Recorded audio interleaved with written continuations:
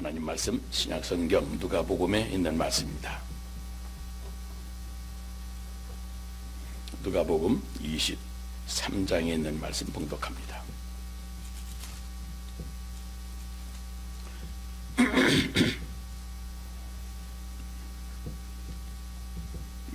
누가복음 23장 34절 있는 말씀입니다. 다 같이 한번 성경 찾으시면 함께 읽겠습니다. 제 성경으로는 신약성경 138페이지에 있는 말씀입니다. 누가복음 23장 34절입니다. 다 같이 시작. 이에 예수께서 이르시되 아버지 저들을 사하여 주옵소서 자기들이 하는 것을 알지 못함이니이다 하시더라. 그들이 그의 옷을 나누어 제비 뽑을세. 아멘. 저는 충청도 부여 시골 아주 보수적인 집안에서 특별히 장로교회 장로의 아들로 아주 엄한 가정교육을 받고 자랐습니다. 대문 바깥에서 아버지 들어오시는 기침소리만 들어와도 금피 방을 정리하고 들어오신 아버지께 인사를 올려야 했습니다. 저희 아버지는 저희 형제들을 아주 교육하실 때도 엄하게 교육하셨습니다. 아이들을 벽에 올라서게 하고 바지를 두 손으로 들어 올리게 하고 몇 대 맞을 잘못을 했는지 직접 말하게 하고 그리고 회초리로 종아리를 때렸습니다. 그런데 용서해 주세요. 입을 꼭 다문 채 그 말 한마디를 끝까지 안 하고 고집을 부리다가 그 아픈 회초리를 다 맞는 동생이 하나 있었습니다. 그럴 때마다 어머니는 부엌에서 뛰어나와서 얘야 용서해달라고 빌어야 되지 빨리 빌어 잘못했어요 하고 빨리 빌어 애원하시듯 그렇게 재촉을 하셨습니다. 지금도 생각을 해보면 저희 어머니 얼굴이 가슴에 찡해지고는 합니다. 그런데 저와 저의 형은 벌써 종아리를 걷어 올릴 때부터 아버지 잘못했어요 하고 아픈 표정을 짓기 시작을 합니다. 그러다가 한 대라도 맞으면 집이 떠나가라고 아버지 용서해 주세요 하고 인해서 그러면 10대는 맞아야 한다고 하셨던 아버지도 그만 마음이 많이 누그러지셔서 다시는 그러지 마라 하고 끝내십니다. 우리가 잘못했다고 빨리 용서를 구하기만 해도 용서해 주실 아버지의 마음을 어머니는 다 아셨던 겁니다. 여러분, 우리 주님께서 우리 죄를 사하여 주시라고 기도하라고 그 주기도를 가르쳐 주실 때 어쩌면 아버지께서 용서해 주시라고 빨리 빌라고 애원하시던 저희 어머님처럼 용서해 주세요 빌으라고 그렇게 예수님이 우리에게 재촉해 주시는 것 같습니다. 그런데 생각해 보면 하나님은 우리가 회개하기 훨씬 오래 전에 우리가 회개만 하면 용서해 주실 은혜를 다 준비해 놓으시고 그리고 우리에게 회개하라 용서를 빌으라고 말씀하신 겁니다. 어린 양 되신 예수님의 십자가 희생물이 바로 그것 아니겠습니까? 세상 죄를 지고 가는 하나님의 어린 양을 보라. 하나님이 우리 죄를 용서해 주시려고 피 흘려 죽게 될 양 제물이었습니다. 십자가에서 죽으신 예수님의 피 흘림이 없었다면 우리가 회개한다고 아무리 울며 불며 죄를 고백해도 그것도 허공을 맴도는 소리처럼 아무 소용이 없을 겁니다. 죄를 범하기도 전에 하나님은 우리를 용서해 주실 그 은혜를 준비해 놓고 우리에게 용서를 빌라고 가르쳐 주신 겁니다. 이것이 복음의 핵심입니다. 그래서 하나님을 사랑의 하나님이라고 하고 하나님의 은혜라고 찬송하는 겁니다. 여러분, 예수님은 바로 우리를 죄에서 구원해 주시기 위해서 인간의 몸을 입으시고 이 땅에 오셨습니다. 그리고 저와 여러분의 죄를 위해서 십자가에 매달려 돌아가셨습니다. 왜요? 우리가 하나님께 죄를 사해 주시라고 기도할 때 그럴 때 우리 죄를 씻어줄 수 있는 피를 흘리시기 위해서였던 겁니다. 그러므로 누구든지 그 십자가의 은혜를 믿고 하나님께 돌아와서 진심으로 회개하면 하나님은 우리가 어떤 죄를 지었다 할지라도 다 용서해 주시는 겁니다. 믿으시기를 바랍니다. 그리고 우리가 회개한 죄는 하나님은 기억도 하지 아니하십니다. 완전한 용서를 해주시는 겁니다. 그리고 회개한 심령 후에 우리가 감당하지 못할 은혜와 축복을 허락해 주십니다. 그 축복이 바로 구원이고 천국이고 천국 같은 세상입니다. 누구든지 하나님께 우리 죄를 사하여 주시옵소서라고 기도하면 하나님께서는 그 회개의 간구의 기도를 받으시고 우리의 모든 죄를 사하여 주시는 겁니다. 그런데 여러분, 회개, 용서를 빈다고 하는 것이 이게 그렇게 쉽지는 않습니다. 잘못했습니다, 용서해 주세요, 이 소리가 사실 우리 마음의 심장에서부터 터져 나와야 되는데 그 간절함이 쉽게 나오지를 않는 겁니다. 강팍한 심령이 되었기 때문입니다. 용서를 빌기만 하면 다 용서해 주실 터인데 용서를 빌지 않기 때문에 용서받지 못한 채로 우리는 영원히 죄의 종이 되어 살게 되는 겁니다. 그래서 우리를 사랑하시는 예수님이 저희 어머님처럼 하나님께 용서를 빌어서 죄 사함 받으라고, 사해 주시라고, 기도하라고 옆에서 재촉해 주시는 겁니다. 여기서 예수님은 이제 죄 사함 받은 자의 높은 윤리의식을 우리에게 심어주십니다. 바로 우리가 우리 죄를 용서하여 준 것 같이 우리 죄를 용서해 주옵소서 기도하라고 하신 말씀입니다. 물론 우리 죄는 동에서 서가 먼 것 같이 기억도 하지 아니하시고 다 용서해 주셨습니다.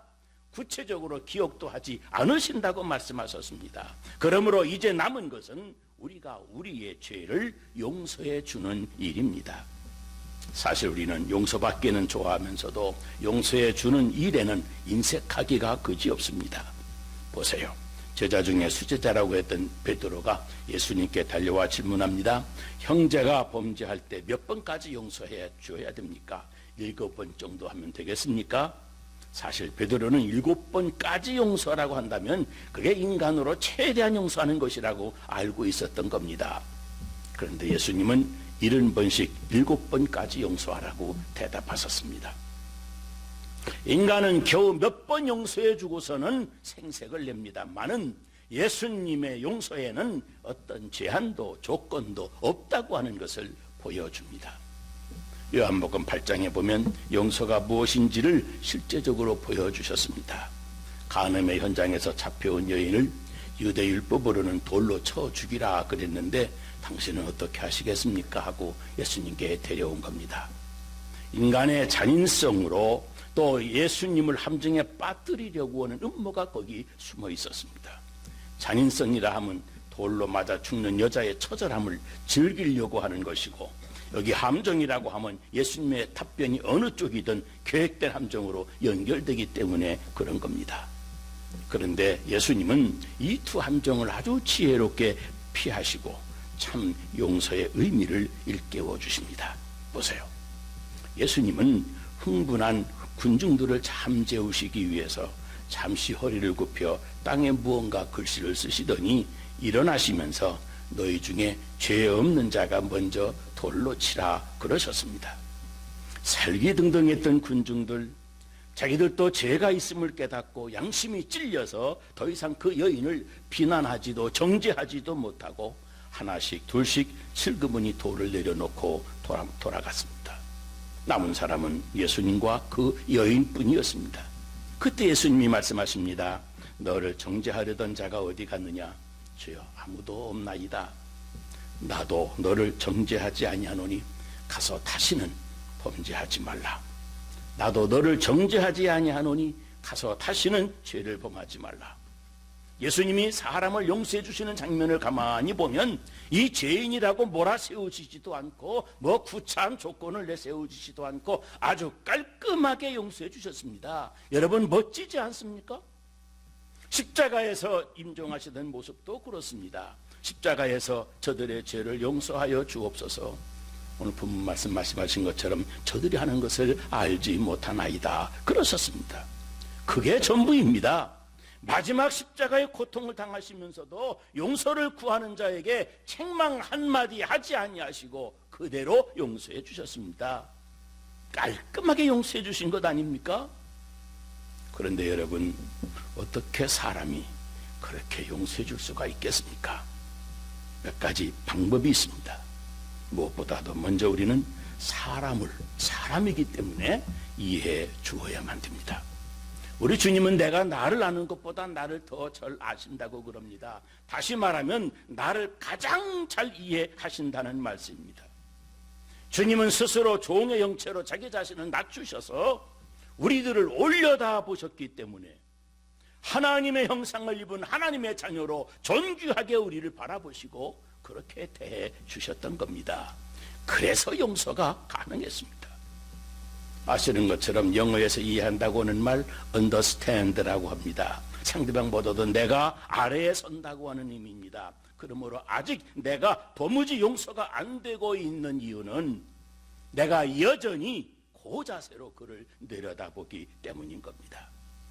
내가 한 계단 낮은 자리에 내려서면 그리고 존경하는 마음으로 바라보아야 사람을 사람으로 보고 사람을 이해할 수가 있습니다. 그러므로 죄인이라고 하더라도 우리는 이해하려고 애써야 되는 겁니다. 또 한 가지는 여러분 망각의 은혜를 우리가 힘입어야 됩니다. 잊어버려야 됩니다. 하나님은 우리의 죄과를 용서하시고 동에서 서가 먼 것 같이 기억조차 하지 아니하신다고 그랬습니다. 우리도 남이 나에게 잘못한 것 잊어버릴 줄 알아야 됩니다. 다시 기억하지 말아야 됩니다. 의도적으로 기억하지 않는다고 하는 뜻입니다. 몇 번 잘못했는지 그 실수도 그 죄도 숫자도 기억하지 말아야 됩니다. 그래야 계속 용서할 수가 있습니다. 셋째는 십자가에 달리신 주님을 생각하면서 용서가 가능해집니다. 손양원 목사님 자신의 아들을 죽인 공산당원을 용서하고 당신의 양아들로 삼았습니다. 여러분 사람이 어떻게 그런 일을 할 수가 있겠습니까? 죄 지은 그 인간을 보면 용서가 불가능합니다. 그러나 우리의 죄를 대속하시려고 십자가에 매달리신 주님을 보면 우리도 용서해야 되겠노라고 용서할 생각이 싹트기 시작합니다. 보세요.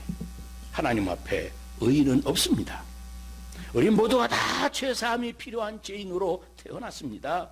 그리고 전적으로 세상 살면서 죄만 지으며 인생을 살아온 우리들입니다. 그러므로 우리가 용서한다고 하는 것은 아무 의미가 없습니다. 힘으로도 도저히 진짜 용서를 할 수가 없는 겁니다.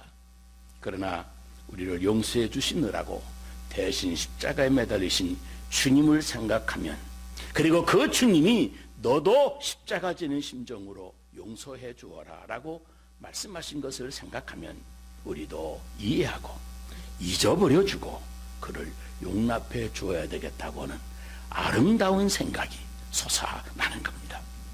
용서받은 자의 기본적인 윤리의식이 일깨워지는 겁니다. 그게 그렇게 용서받았으니 너도 용서해 주는 것이 당연하다라고 하는 용서받은 자의 윤리입니다. 그러므로 여러분, 이웃을 용서해 주는 것, 용서받은 자의 최소한의 윤리인 것을 우리가 알아야 됩니다.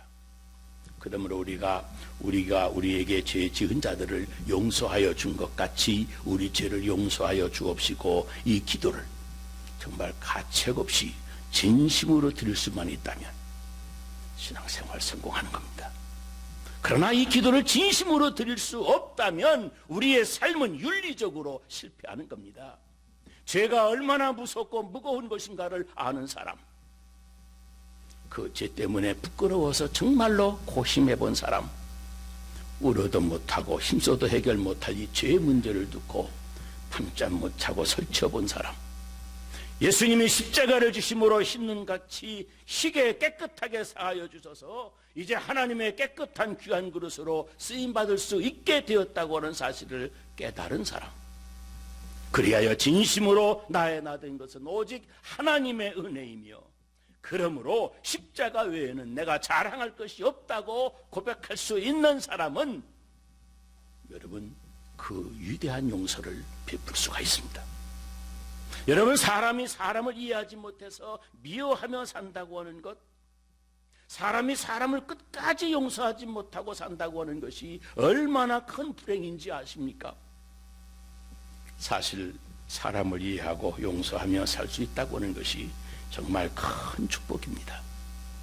예수님의 용서를 받은 그 은혜로 사람을 끝까지 미워하지 않을 수 있다고 하는 것이 얼마나 큰 축복인 줄 알아야 됩니다. 정말 용서해 줄 수 없는 큰 죄를 지은 사람이 우리들에게도 있을 수가 있습니다. 그러나 여러분 아십니까? 그런 사람일지라도 우리에게는 용서해 주지 않을 자유가 없다고 하는 것을 알아야 됩니다. 우리는 용서해 주지 않고 정죄하며 미워할 자격이 없는 사람들인 것을 인식을 해야 됩니다. 십자가의 은혜로 용서받은 사람은 누구에게라도 용서받은 자의 윤리를 지켜가야 됩니다. 우리 죄를 용서받는 주님의 은혜를 받는 순간 이제는 또 다른 죄인에게도 용서의 은혜를 흘러내려 보내도록 그 은혜의 통로가 돼서 역사하셔야 하기 때문입니다. 그래서 용서받은 사람은 또 용서를 실천하게 되는 겁니다.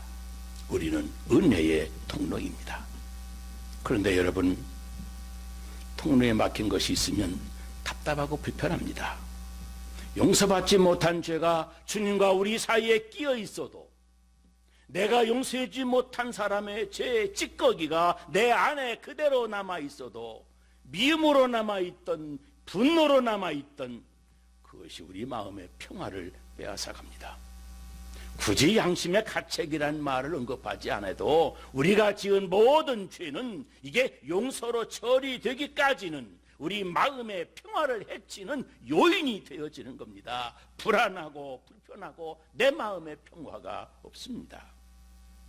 그러므로 죄는 한시라도 빨리 용서를 구하고 또 용서를 베풀어 주는 것이 바로 나 자신에게 축복인 겁니다. 그래서 아담과 이브가 선악과를 따먹고 하나님의 얼굴을 피해서 무화과 나무 뒤에 숨었던 것 아닙니까? 귀한 집 아들 철수가 새총을 하나 만들어서 한번 쏴보고 싶었답니다. 한참을 새를 찾아 돌아다니다가 마침 아버지가 집에서 기르는 오리 한 마리를 발견했습니다. 이걸 쏠까 말까 망설이다가 한번 시험해보고 싶은 마음에 땅 하고 쐈는데 아주 정통으로 맞아서 그만 오리가 죽고 말았습니다. 그냥 만든 새총을 한번 시험해 쏴본 것입니다. 철수가 오리를 쏴 죽인 것, 여러분, 그것이 죄입니까? 실수입니까? 그게 실수지 죄는 아닙니다. 아버지가 아무리 귀히 여기는 오리라고 하지만 그 오리를 쏴 죽였다고 아버지가 철수를 죄인으로 취급하지 않습니다. 그런데 철수는 아버지에게 야단 맞을 것이 두려워서 죽은 오리를 땅에 파고 묻어버렸습니다. 오리를 파묻은 것 실수입니까? 죄입니까? 그것은 죄입니다. 죄는 여기서부터 시작이 되어지는 겁니다. 아버지가 집에 돌아와서 오리를 찾았습니다. 오리 봤니? 아니요, 몰라요. 철수는 시침을 떼었습니다. 이것이 죄입니까? 아닙니까? 그것도 죄입니다. 죄는 죄를 짓게 만듭니다. 보세요. 그 철수가 그런 죄를 짓고서도 아버지에게 아파 하면서 달려가서 반갑게 매달릴 수가 있었겠습니까? 아닙니다. 슬금슬금 눈치를 보고 피해 다녔습니다. 가능하면 아버지하고 같이 있으려고 하지 않고 피했습니다. 왜 그렇습니까? 아버지와의 관계에 화평이 깨졌기 때문입니다. 그 집에 마음씨가 아주 고약한 일하는 아주머니가 한 분 계셨습니다. 이 아주머니가 철수를 불렀습니다. 철수야, 왜요? 너 내 대신 설거지 좀 해라. 아주머니, 그건 아주머니가 할 일인데 왜 나를 시키세요? 너 오리 죽이고 땅에 파묻었지? 아주머니가 오리 파묻는 장면을 목격했던 겁니다. 아주머니는 그 약점을 이용해서 철수에게 온갖 허드렛 일을 시키는 겁니다. 철수는 설거지를 말없이 할 수밖에 없었습니다. 집에 부모님이 안 계시면 일하는 아주머니가 때때로 철수를 불러서 일을 시키고 자기는 앉아서 쉬었습니다. 죄를 지으면 종이 된다더니 꼼짝없이 철수는 주인집 아들인데도 일하는 주인의 아주머니 종이 된 꼴입니다. 일을 시켜야 할 종에게 속박이 되는 겁니다. 철수가 너무 괴로워서 견딜 수가 없었습니다. 고통을 견디다 못해 매맞을 각오를 하고 아버지께 울면서 자신의 잘못을 다 고백하고 용서를 빌었습니다. 아버지, 사실은 제가 오리를 죽였습니다. 그리고 겁이 나서 땅에 파묻고 아버지께는 거짓말을 했습니다. 용서해 주세요. 그런데 그때 아버지의 반응이 너무도 뜻밖이었습니다. 야, 이놈아, 다 알고 있었다. 내가 너 꼼짝 못하고 설거지하는 것도 다 안다. 아버지가 오리를 귀히 여기지만 아빠에게는 오리가 중하냐, 아들 철수 네가 중하냐. 다시는 그러지 말아라. 사람은 누구나 잘못하고 실수할 수 있는데 그걸 숨기면 그렇게 고통스러운 것이다. 너 아주 공부 잘했다. 죄라고 하는 것 숨기느라고 정말 힘들었지. 다시는 그러지 마라. 아버지는 철수의 어깨를 토닥거리면서 용서해 주셨습니다. 그때 철수가 얼마나 신났겠습니까? 여러분, 그것이 자유입니다. 죄 사함 받은 기쁨입니다. 죄에서 자유를 얻게 하면 찬송가의 기쁨을 철수는 몸소 체험했을 겁니다. 죄에서 자유함을 얻은 후에 그렇게 무겁던 마음이 날아갈 듯이 가벼워졌습니다. 나 속죄함을 받은 후 이 찬송가가 우연히 나왔습니다. 너무 기쁘고 너무 자유스러워서 아버지 품에 달려가 안길 수가 있게 되었습니다. 얼마나 후련한지 날아갈 것만 같았습니다. 그런데 그것도 모르고 일하는 아주머니는 또 철수를 부릅니다. 그러더니 심부름을 시킵니다. 설거지 좀 해라. 철수가 순종하겠습니까? 설거지하러 부엌에 들어가겠습니까? 아주머니가 너 말 안 들으면 알지 하고 눈을 부릅뜨며 협박을 합니다. 그러나 그 모습도 전혀 무섭지 않습니다. 아버지에게 용서를 받았으니 아주머니의 속박에서 벗어날 수 있는 겁니다. 여러분, 우리도 하나님 아버지께 용서받았으니 죄의 속박에서 더 이상 얽매일 필요가 없습니다. 여러분의 과거에 무슨 허물과 죄가 있다고 하더라도 믿음으로 진심으로 회개했으면 더 이상 괴로워하지 말기를 바랍니다. 종종 사탄은 우리의 양심을 통해서 우리를 시험하기도 합니다. 처음에는 양심을 어기도록 유혹합니다. 그러다가 일단 걸려들어 잘못을 범하면 그때부터는 우리 양심을 붙잡고 괴롭힙니다. 너 믿는다는 사람이 어째 양심도 없냐? 예를 들어 수요일 저녁에 교회 가려고 한다고 하면 사탄이 우리의 발목을 잡습니다. 어디 가냐? 교회 가지. 너 양심 좀 있어라. 어떻게 너 같은 죄인이 대강대강 믿지 수요일 날까지 교회 간다고 그러느냐? 이것이 사탄이 유혹하는 소리입니다. 주일날 교회에서는 그렇게 아멘 아멘 해놓고 집에 가자마자 부부싸움하고 그랬지 않아? 사람의 양심이 있어야 되지. 이왕 버린 몸 이번 주일도 쉬지. 뭘 그래? 또 가냐? 네가 무슨 충성된 성도라고. 그런 소리들이 사탄의 유혹의 소리입니다. 근데 우리의 잘못을 누가 다 용서해 주었습니까? 하나님이 다 용서해 주셨습니다. 아니, 대통령이 특별 사면했다고 한다면 누구도 그를 죄라고 정죄할 수 없고 구속할 수가 없는 법입니다. 그러므로 만일 그런 사탄의 속삭임이 여러분 귀에 들리거든 여러분 이렇게 대답하셔야 됩니다. 맞다, 나는 감히 하나님께 나아갈 수가 없는 죄인이었다. 그런데 내가 모르는 사실이 하나가 있다. 내 모든 죄를 우리 하나님 아버지께서 다 용서해 주셨다. 내 죄를 용서해 주시려고 예수님이 십자가까지 지셨어. 그래서 나는 사면받았다. 하나님께 사면받았다. 그러니 이제 나는 깨끗해 절에 비켜 당당히 내가 교회 갈 수가 있다. 여러분 믿으시기를 바랍니다. 예수님은 오늘 우리에게 죄 지은 자를 사하여 준 것 같이 우리 죄를 사하여 주옵소서라고 기도하라고 재촉하시는 말씀입니다. 여기에 두 가지 중요한 의미가 함축되어 있습니다. 하나는 우리의 죄를 사하여 주시옵소서 용서를 비는 기도이고, 다른 하나는 우리에게 죄 지은 자를 사하여 줄 수 있는 은혜를 주시옵소서 하는 기도입니다. 여러분도 이 두 가지 은혜와 축복을 다 받을 수 있으시기를 바랍니다. 여러분도 반드시 그 용서의 은혜와 축복의 통로로, 여러분 놀라운 평강의 축복의 통로로 쓰임받게 되시기를 주의 이름으로 축복합니다. 기도하겠습니다. 하나님 아버지의 은혜를 감사합니다. 믿음으로 산다고 하지만 생각대로 살았고 내 논리대로 살았고 내 상식대로만 살았습니다.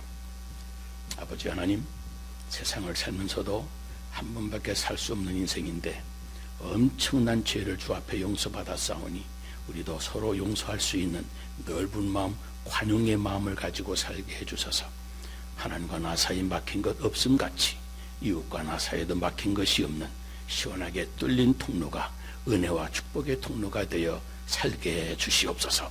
나와 관계를 맺는 사람마다, 나와 만나고 대화하는 사람마다 용서받은 기쁨이 전달이 되게 하시고, 주께서 우리의 용서받는, 주고받는 이런 생활을 통해서 기꺼이 또 우리의 실수와 허물과 죄악을 용서해 주실 수 있는 하나님과 우리 사이에도 뻥 뚫린 진교가 이루어지는 복된 관계가 되게 하여 주옵소서. 우리의 죄가 많사오나 주 앞에 감히 나올 수 없는 죄인인 걸 알지만 주 앞에 또 나올 수 있는 것은 십자가의 은혜를 믿기 때문에, 그리고 그 은혜를 믿어 우리도 이웃의 죄를 용서해 주고 있기 때문에 주 앞에 나옵니다. 날마다 이 은혜가 식지 않고 끝까지 어떤 사람이라도, 아니 원수라도 용서하고 사랑할 수 있는 믿음의 사람이 되게 하여 주옵소서. 예수님 이름으로 기도드리옵나이다. 아멘.